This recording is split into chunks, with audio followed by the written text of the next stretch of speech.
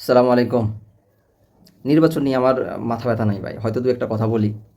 কিন্তু সমস্যা হলো বিএনপির বিপক্ষে গেলে বিএনপি হয়তো আনফ্রেন্ড করে দেয়। আর জামাতের বিপক্ষে গেলে জামাত ভাইয়েরা আনফ্রেন্ডও করে, রিপোর্টও মেরে দেয়। আর আওয়ামী লীগের বিপক্ষে তো যাই আমার কথা। অনেকে এটা নিয়ে কথা বলেন, আওয়ামী লীগের অনেক ভাই। কিন্তু গালিগালাজ কখনো আওয়ামী লীগ করে না। কিন্তু জামাতের ভাইয়েরা অনেক গালিগালাজ করেন। ঠিক আছে? আমি অনেককে আনফ্রেন্ড করছি। এখন ওনারা আনফ্রেন্ড করুক, আমার কোনো সমস্যা নেই। কিন্তু রিপোর্ট কেন মারেন ভাই? আমার আইডিটা এখন ঠেলা গাড়ির মতো আমি ঠেলে, ঠেলে চালাইতেছি।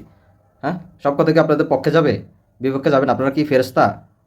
আর আপনাদের আমির বা আপনাদের দল যদি বলে আজকে থেকে আমরা শরিয়া কায়েম করবো, ইনশাল্লাহ আমরা ক্ষমতা এলে শরিয়া কায়েম করবো, তাহলে 100% আমি আপনাদেরকে ভোট দিব। শুধু আমি না, আমার আত্মীয় স্বজন যা আছে সবার হাত পা ধরে হলেও বলবো জামাতকে ভোট দেন। হ্যাঁ, আর যদি জামাত ক্ষমতায় আসে, যদি শরিয়া কায়েম না করে, তাহলে বলবো যে জামাতের সাথে ইসলাম শব্দটাকে কেটে দেন।